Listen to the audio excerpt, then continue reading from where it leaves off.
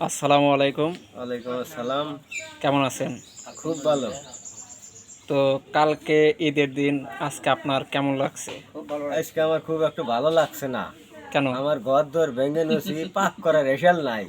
এই এসেল মেরামত করলাম। মেরামত করলেন, তা হ্যাঁ, মেরামত কাজ শেষ হয় না নাই? শেষ হয় নাই।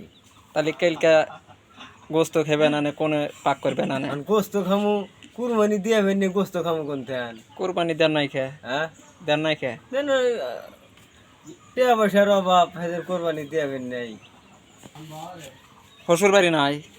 আছে। তো শ্বশুর বাড়ি যাবেন, দাঁত খেবে। ঈদের দিন কি শ্বশুর বাড়ি যাওয়া যাবো? তার পরের দিন যাওয়া লাগবো।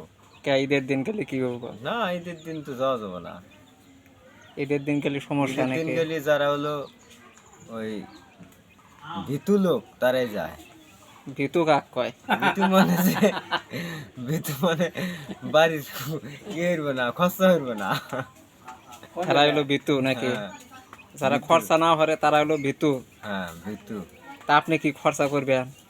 না, আমি যাই ওই বাইত খামু। বাড়িত খাবেন? শ্বশুর বাড়ি যাবো ঈদের পরের দিন। বাড়িত খাবেন?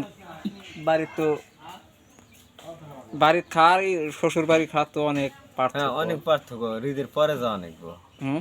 ঈদের পরে যাওয়া লাগবো। তাহলে ওই কিছুক্ষণ আগে যে বললেন যে টাকা পয়সা নাই, কুরবানি দিবার পারি নাই, কি হামে ফেললেন না? আপনি তো প্রত্যেক বাড়ি কুরবানি দেন। কোরবানি রাত ওই যে বাড়ির ঘর দুয়ার মেরামত করলাম, সেই জন্যে আর্থিক আর্থিক সংকট, সংকট। যার কারণে এবার কুরবানির কোরবানি ভাগ দিতে পারেন। দিতে পারিনি।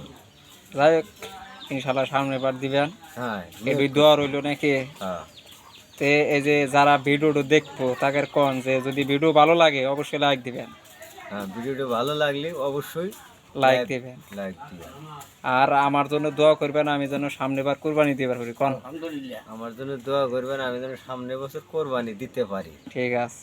ঠিক আছে, ধন্যবাদ। আর যদি ভিডিও আমার ভিডিও আপনারা দেখতে চান তাহলে অবশ্যই চ্যানেলটাকে সাবস্ক্রাইব করবেন। কোন?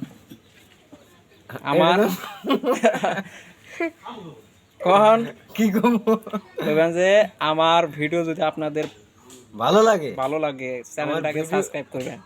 ভিডিও যদি ভালো লাগে অবশ্যই সাবস্ক্রাইব করবেন। হ্যাঁ, ঠিক আছে। গুড।